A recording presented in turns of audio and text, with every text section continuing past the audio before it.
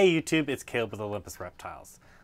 So today we're going to do a video on an egg cutting, and now you might be thinking, well, you guys are liars because you always do live stream egg cuttings.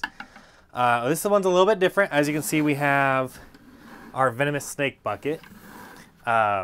We had 4 female rattlesnakes that we bred this year. We believe there's at least 4 or 3 that are pregnant, maybe a 4th one. And we've had one that for months and months, Curtis can attest to this, we've been saying, today's the day she's going to drop those babies. Today's the day she's going to drop these babies. And that, I mean, we started saying that back in probably February. Well, lo and behold, today, well, last week was the day. And so today's a good day to kind of show that off and show you what we got. So the female is a first-year mom. She is a visual albino. And in rattlesnakes, visual albinos and are always possible het caramel. A lot of people breed the caramels and albinos together, and so almost all of them that have at least het albino are usually het caramel as well, and then vice versa.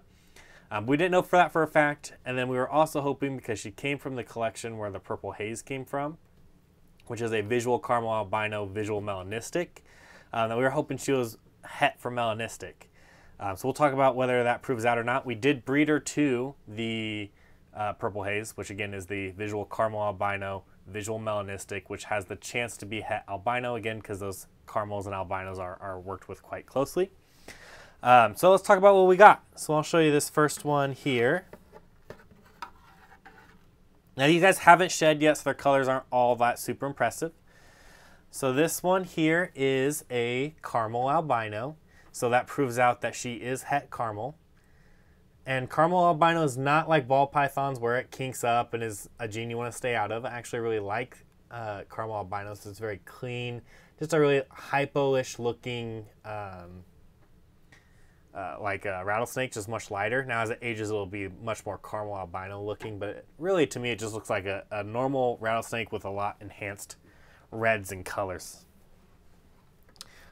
But really, really great looking snake. As you can see, there's a little button right there. That's where the rattle is. Obviously, it hasn't shed yet, so there's no full-on rattle. So when it wiggles its tail, there's no noise.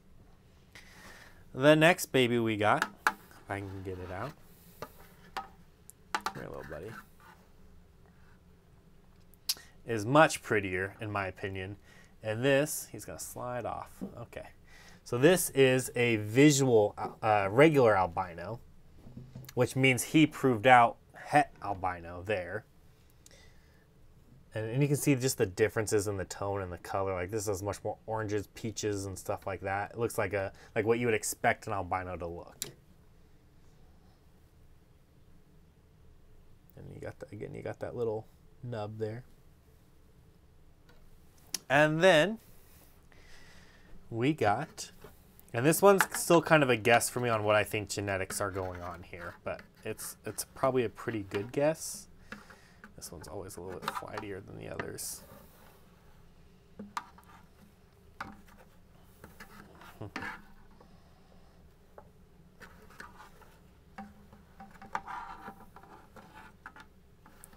may have to tail and hook him.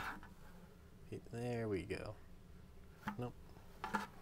With these little babies, more so than the adults, it is way more of a patience game and just waiting and taking your time. So here we have a for sure visual melanistic. Now I think based on the, oh, he's gonna come down. Based on the back of that tail there's a lot of red. So I'm gonna guess he's a visual albino of some sort. So either the caramel or the normal albino. Now, a normal albino and melanistic make what's called a lavender or bubblegum. And then the caramel albino melanistic is what gets the purple haze. Based on the colors and things like that, it doesn't look super red to me. So I'm going to guess that this is going to come out as a purple haze. Now, there is still a possibility that once it sheds out, that red turns a little bit darker and this just turns out to be a normal melanistic that darkens as it ages. But based on what I've seen, I really think this is going to turn out to be a purple haze. So 3 babies. If you remember last clutch, I believe last brood, I think are what these are called last year. I think we had 18 total, but 3 slugs. This one, she only had 3 live, no slugs, which first time mom, she was a little bit smaller than the red was, still breeding size, but just smaller. So 3 is not really shocking. It's slightly disappointing in a way of I really was expecting more, but I'll take 3 healthy babies. Mom's doing good, back to normal. So really can't complain there. One of the most common questions I get with baby rattlesnakes is, are they more dangerous than an adult? Because the most common wives' tale you hear is they don't have good muscle control, so they're going to dump all they have, and then, you know, it's more dangerous. Yes and no, right? There's a lot of studies that say that they do have some good muscle control with the venom on how much they produce. But even if, right, let's say this one over here bit me, their venom glands are so small that even a full load, while could be lethal, is nowhere near to what an adult could drop. Like one venom gland on one of the adults is bigger than the 2 glands that these have. So yes and no on the danger. Like it could be because they are more likely to dump a full venom load in, but adults have more venom to dump in. So, you know, it's not necessarily because they don't have the good muscle control. But I'm really excited about this. So this is a clutch where, you know, I love cutting ball python eggs. I do. But this one, when they were born, I had to go sit outside upstairs and just cool off for a bit because I was so excited I was shaking. This was like, the same thing happened last year with the reds. Like I was just so excited because this isn't something you get to do or see every day. And the fact that not only did the male prove out to be het albino, but the female also proved out to be het caramel albino and het melanistic. So we proved out 3 genetics right there.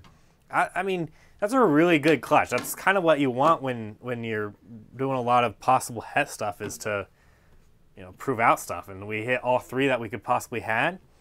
I will say with rattlesnakes, all of their genetics except for maybe 1 are recessives. And since a lot of these are passed around in captive breeding and stuff like that, there's a good chance that even if you find a normal captive bred one and its parents were captive bred and it's, you know, so long, so forth, there's a good chance it's pos het for a million different things. So this is really exciting. Curtis, do you have any questions? Have you tried to feed them yet? No. So we typically keep them in a communal setup like this until they shed. And then after they shed, we'll give them their first meal.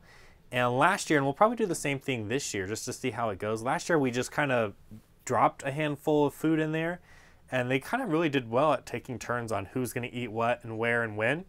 And then once they started, I think it was probably like meal number 6, they started getting a little bit feistier. So that's when we separated them to make sure everyone was eating.